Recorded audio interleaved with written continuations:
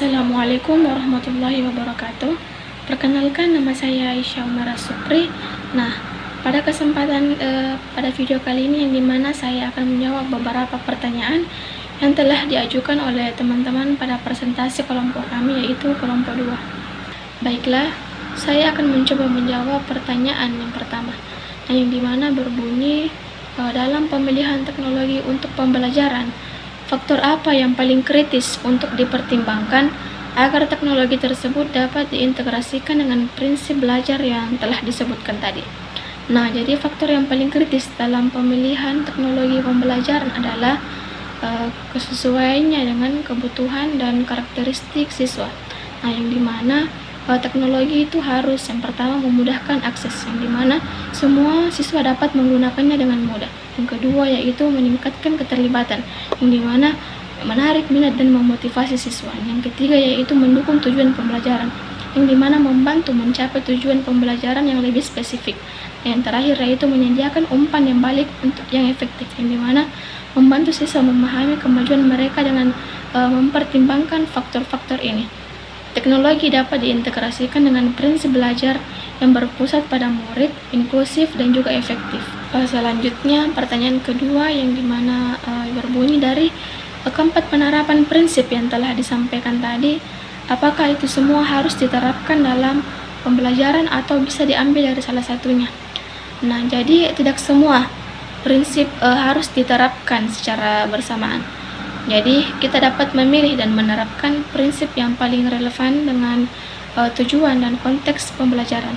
Contohnya, jika tujuan itu adalah meningkatkan kreativitas siswa, maka dapat fokus pada prinsip memberikan kesempatan untuk bereksplorasi dan berinovasi.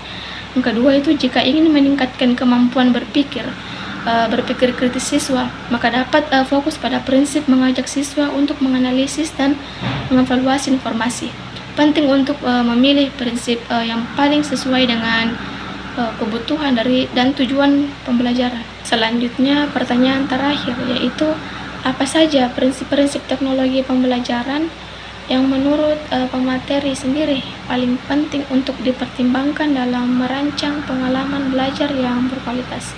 Nah, jadi prinsip-prinsip teknologi pembelajaran yang paling penting untuk dipertimbangkan dalam merancang pengalaman belajar yang berkualitas itu yang pertama berpusat pada peserta didik. Nah, pengalaman belajar harus dirancang dengan mempertimbangkan kebutuhan, minat, dan gaya belajar masing-masing dari peserta didik. Yang kedua itu interaktif dan menarik. Teknologi pembelajaran harus digunakan untuk menciptakan pengalaman belajar yang interaktif, menarik, dan juga memotivasi peserta didik. Yang ketiga yaitu berorientasi pada tujuan, di mana penggunaan teknologi pembelajaran harus selaras dengan tujuan pembelajaran yang ingin dicapai. Yang keempat itu aksesibilitas, yang dimana pengalaman belajar harus mudah diakses oleh semua peserta didik, terlepas dari latar belakang mereka.